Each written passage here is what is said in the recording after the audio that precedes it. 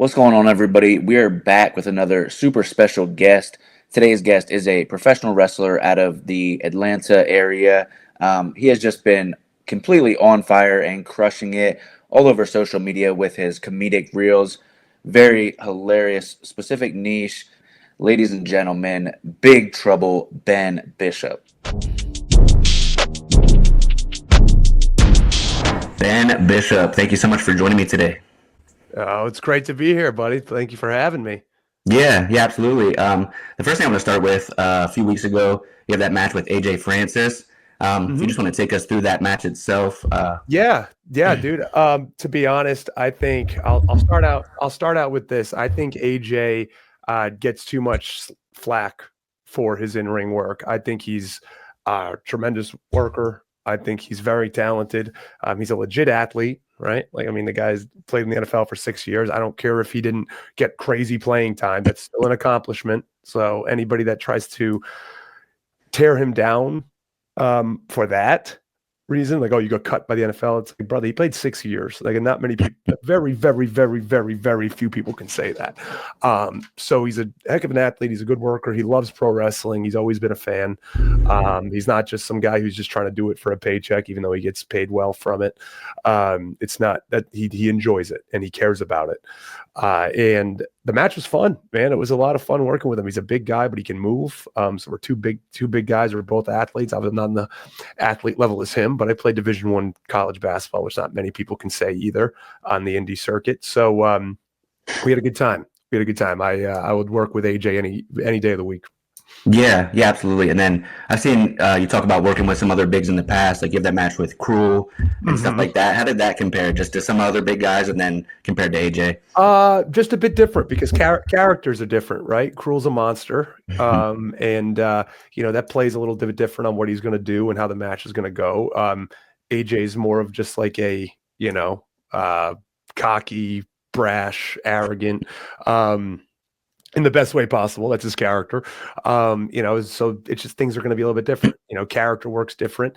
The work's a little bit different. So, but again, that's somebody I would definitely bring up. Cruel's great as well. So I really enjoyed working with Cruel. Yeah, absolutely. And then obviously just you've been completely on fire with social media and everything like that over the past couple years. Do you remember like that first video or just maybe first few string of videos that kind of took off for you? Yeah, I mean, the first video I remember doing was like I think the first video when I really started this string of videos was I tried to do like a thing where it was like do you remember the Real American Heroes bit, like those commercials that used to be Yeah. like, yeah. So I was trying to do like a spoof off that where it was like real indie heroes. And I remember my first one was the guy who wants to call the match as soon as you get to the building and like it keeps bothering you every few minutes about like going over the match or calling the match. And that was just kind of trial and error, right? And that's actually that, like, doing that, it actually gave me the idea for the Shindy promoter because that came from that. So then I started doing more. I'm like, oh, this one took off a little bit more than the others. People like this one more than the others. Let me do more on this. So Bob Furio character came to be. And then ones that just started taking off. I did one about like, cutting the worst promo of the year in my car or something like that. That started to take off. And then really when things really took off was after the AEW Rampage opportunity that I had. And like I started making videos like the one I made with my wife, 2 of them that I did, my sacrifice video. That's when things kind of really started going to the next level. Yeah, for sure. Where do you think that sense of humor comes from? Like, is it just you like stand-up comedians, podcasts, or is it like comedy movies? Like, where does that come from for you? So really it comes from comedy movies. I grew up watching The Simpsons, Family Guy, King of the Hill. I love the show I Think You Should Leave with Tim Robinson. One of my favorite comedies, like really like cringe comedy, which a lot of stuff that I like to do. I also, I take ideas from other creators and influencers or whatever you want to call them, but comedic creators, and take kind of what they do, but like then transition it to wrestling. And yeah, I've always been a big fan of comedy. I love stand-up comedy. I have my own kind of brand of it, and I'm the first to say, like, I don't expect everyone to find me funny. Like, I don't think I'd be amiss and I'd be wrong to think that, everybody should find me funny. It's subjective. Like wrestling, wrestling subjective, comedy subjective. If you say, hey, I don't think Ben Bishop's videos are very funny, I'm never going to be mad at somebody. Like, Yeah. as long as you're not saying, I think Ben Bishop is a piece of garbage because he makes these videos, then we can have a conversation if you want to try to come at my like character because of the videos. But if you just don't think I'm funny, that's okay. Right. So I make them because they make me laugh. I enjoy making them. If other people, that's how I started really. I'm like, this is almost cathartic to me and like therapeutic to make these stupid little funny videos. It kind of worked. It worked, got me on more radars. More people pay attention to me. I go to shows now and people know who I am, which is just funny. People like come up to me. And I remember it was a few weeks ago, I was at a show and someone goes, hey, Mr. Bishop, is it okay if I take a picture? I'm like, no, like, stop. Like, no, I'm just Ben. Like, I'm just Ben. And yes, you could take a picture. I could please. Like, I'm not, and this was another worker. And I was just like, you're so respectful and nice, but like, dude, I never want to be treated like I'm some like big name or anything. Like, I'm not at all. Like, I'm just Ben. Like, I'm like everyone else. I want to be treated like everyone else. I want to make sure, like, with respect that, but obviously, but I don't ask for special privileges, any shit like that. Besides the one special privilege I asked for, when I get flown out to shows, I need to have leg room on a plane. That's it. That's the only thing I ask. That's the only thing I asked for.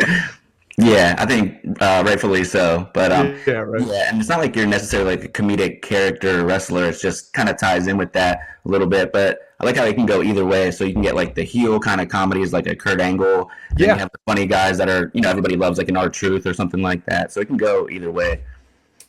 Yeah, exactly. So that's kind of, and those are two great examples as well. Is I think Kurt's comedic timing was second to none, and just kind of by happenstance, people realize that. Mm-hmm. And of course, like look at people, because people ask me a lot. It's like, are you a content creator or are you a wrestler? And it's like, well, they both go hand in hand, right? Yeah. Like, I think that you look at guys who have done a really good job of it, like the Matt Cardonas and the Danhausens and the Joe Hendrys. Of the world, who have been very successful off of also being in the content creation space, and built a following because of it, because they built an organic fan base. So when I say, I'm like, I think those things 100% go hand in hand. I think every wrestler should be utilizing social media to the best of their ability. That's a perfect segue. You speak on building your own organic brand, self-made, especially for you personally. Just how important is that for yourself and then just other wrestlers in general? Yeah, exactly. And that's the thing. It's a brand. The brand is extremely important.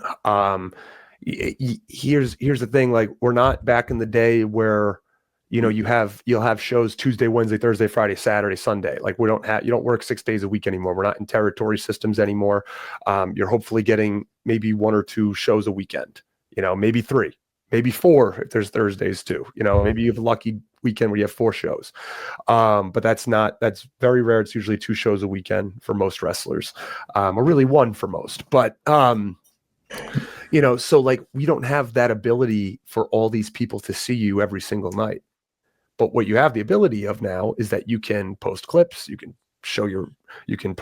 tweet, you can show your personality on the internet so that people can be like, oh, I like this guy. Oh, when he comes to town, I want to go see him wrestle now.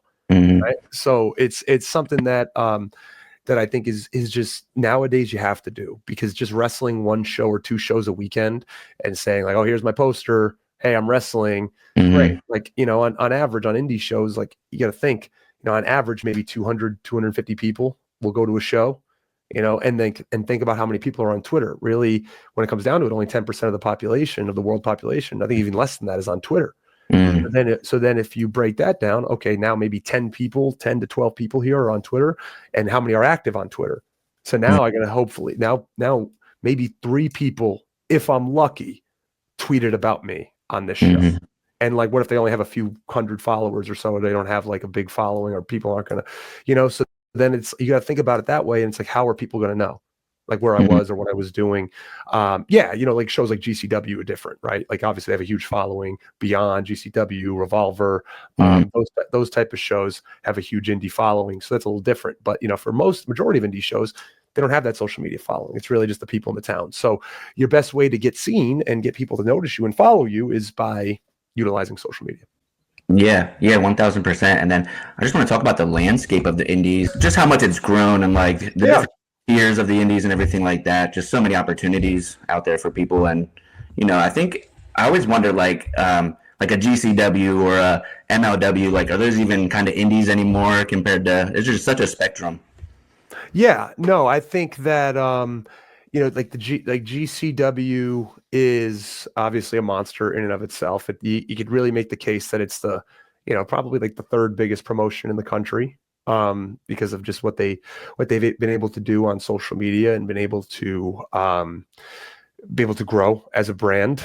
And I mean, I would still count it. MLW, I guess, is a contract. So I guess you can't really call it an indie because guys do get contracts. Okay.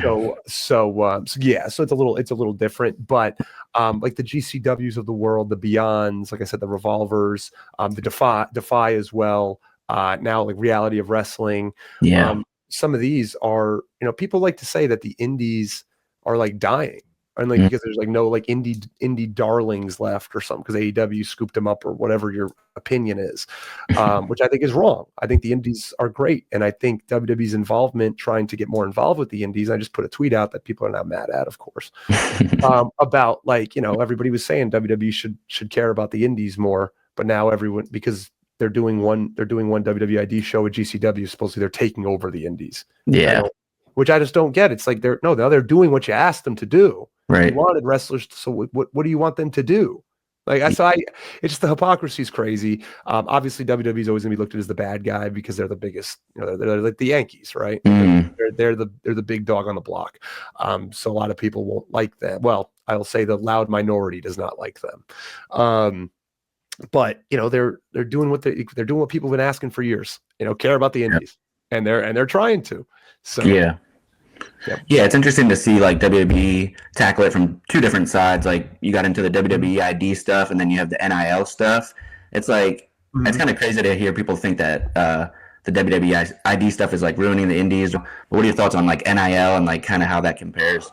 Hey, you know what? It's people can get mad at that, and like I was mad at one point about like, hey, I was a college athlete, now I'm on the indies, why can't I get more of a look? Because I started around that time period, 2019, 2020, Sure. When that's all they were looking for like 25 and younger college athletes. And yeah, it got me mad, but you got to think, dude, like it's entertainment, right? It's subjective. Like they're gonna pick who they want to pick. There's no like meritocracy in this.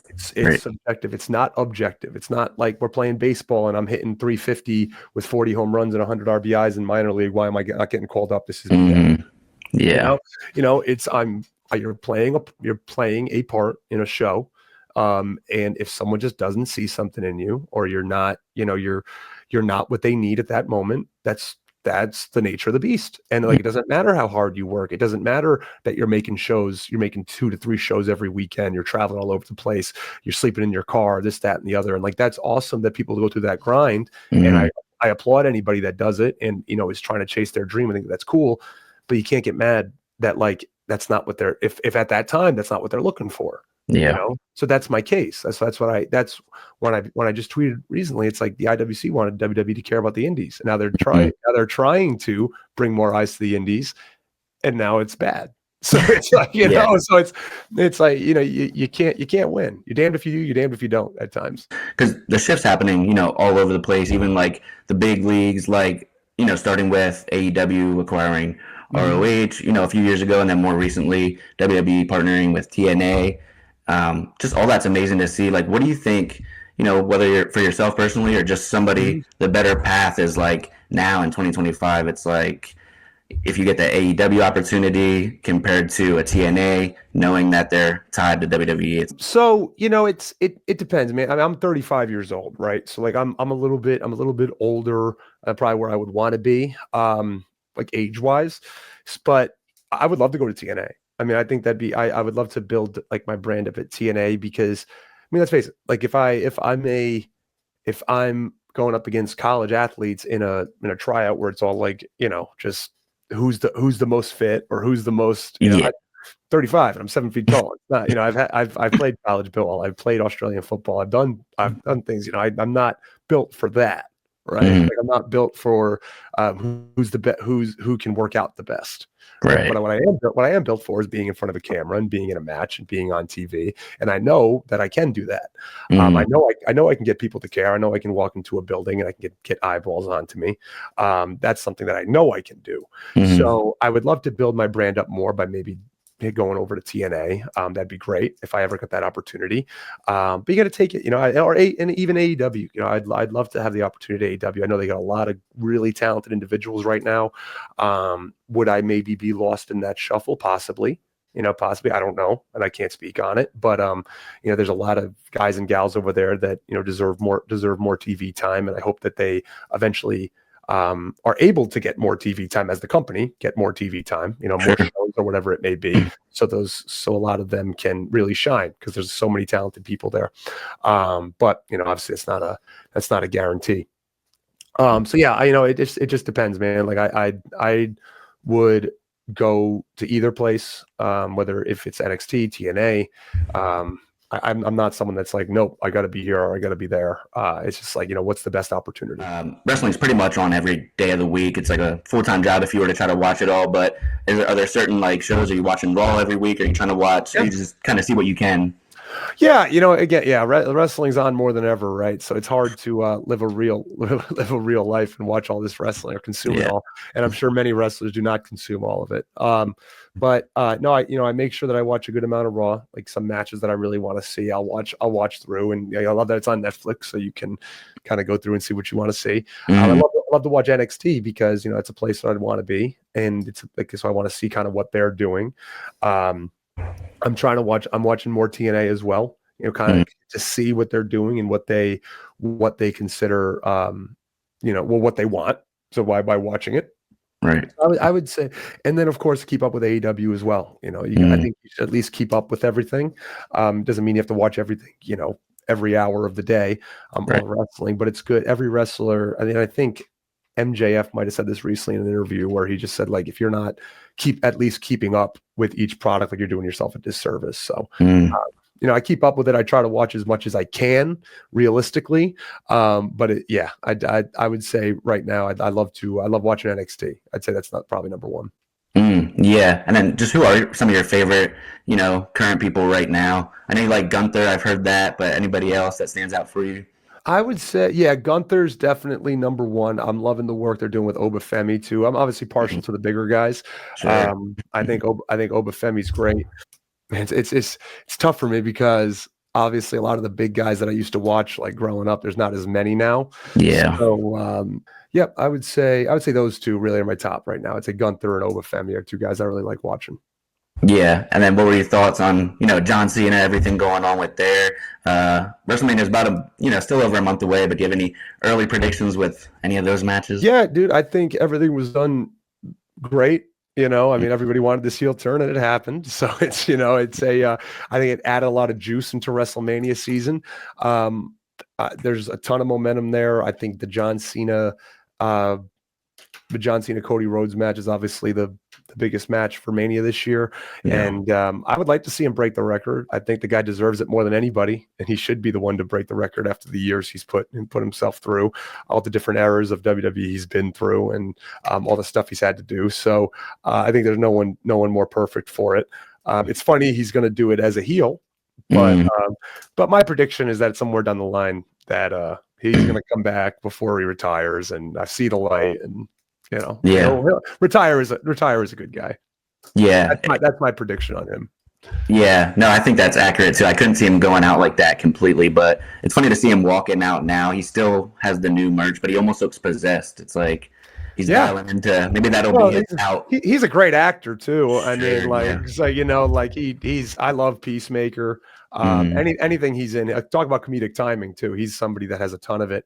So yeah, I think. They're going to do a great job with this story. I mean, everybody involved is a tremendous performer. So it's going to be interesting. And this Friday for you, March 21st, big match coming up. ACW. You have Nick Nemeth. Watch that promo. That was awesome. But what are your thoughts ahead of that match?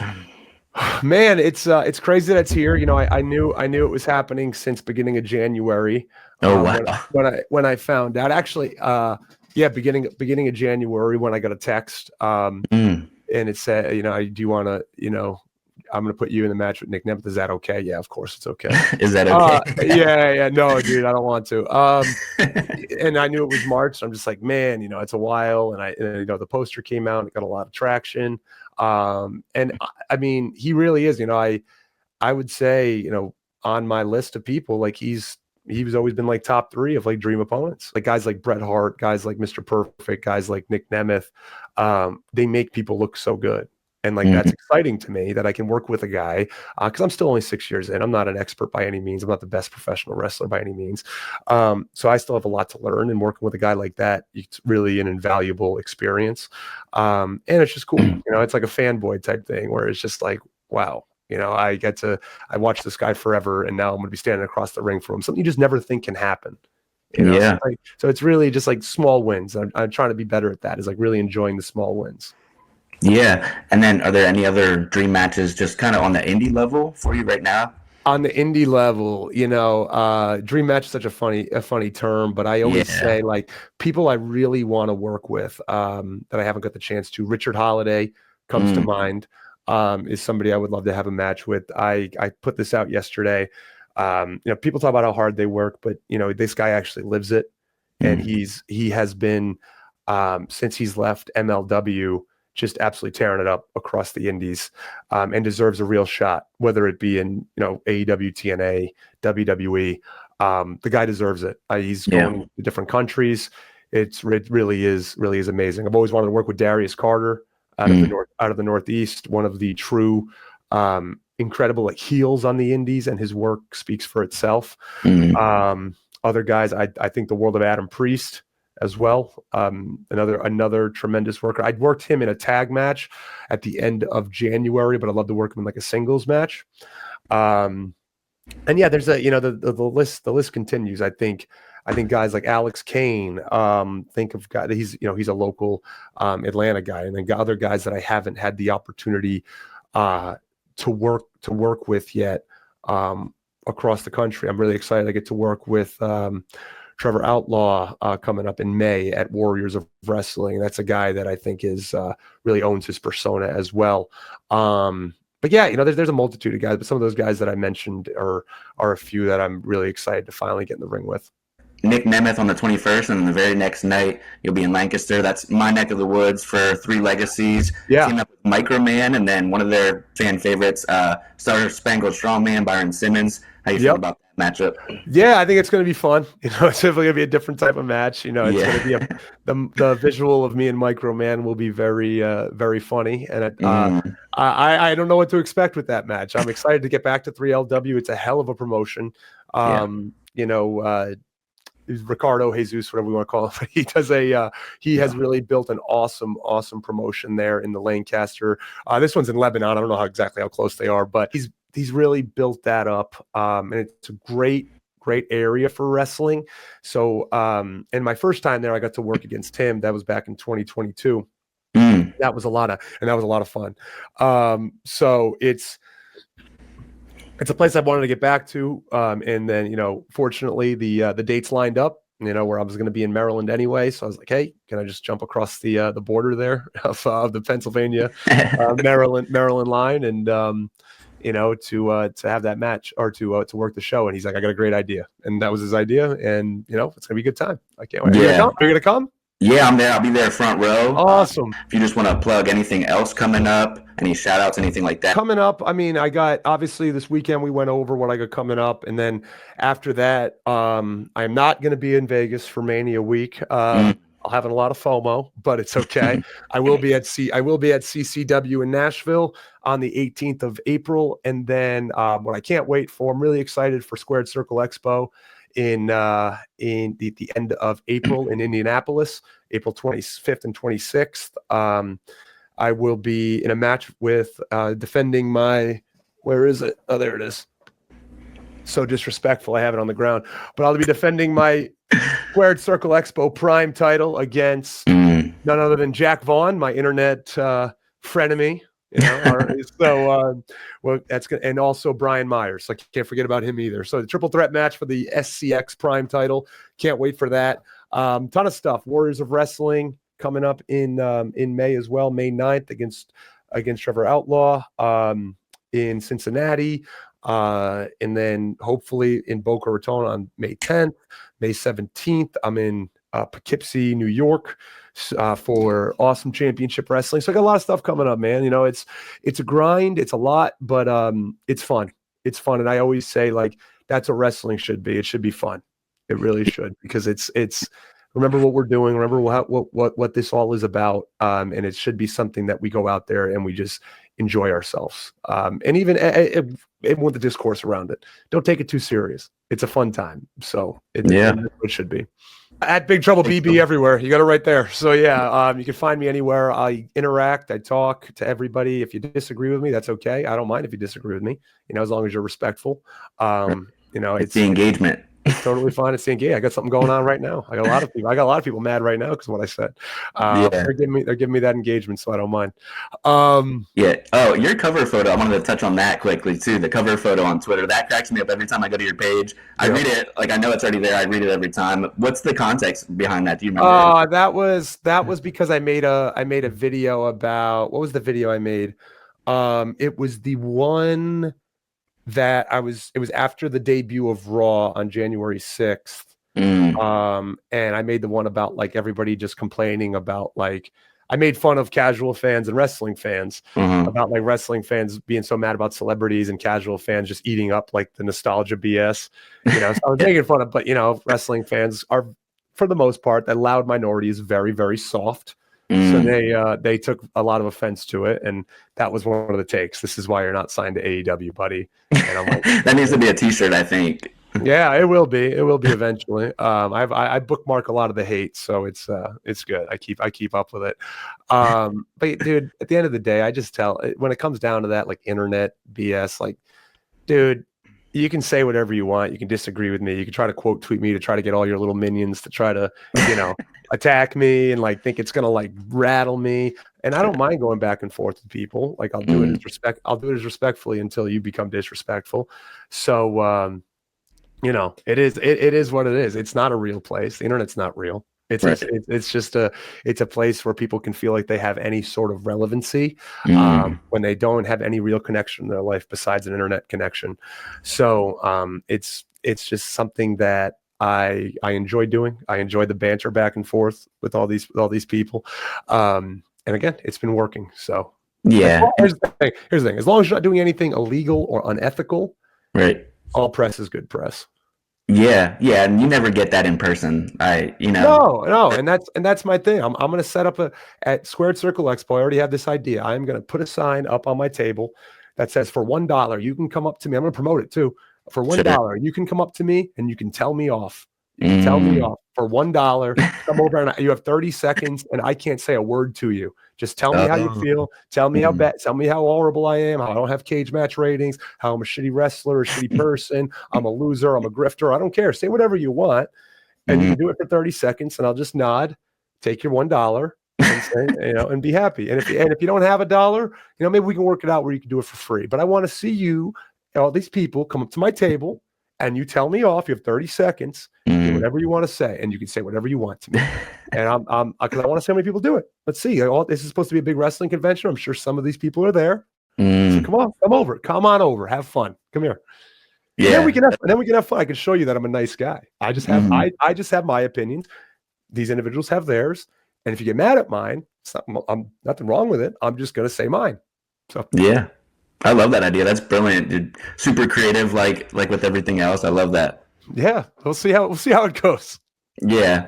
So can't wait to that match. Of course, Nick Nemeth. I'm sure you're super excited for that, and then to see you in person, that'll be awesome. Saturday, 22nd. What's that? Smackdown at the Smokehouse. Yes, sir. Yeah. So look forward to that and everything you got going on. Thank you, dude. No, I appreciate it. It's been fun. It's been a fun ride. It's supposed to be fun, like I say. Wrestling's fun, and let's keep it that way. Yeah, absolutely. I appreciate you. Thank you for joining me again, and take care. You got it, man. Have a good one.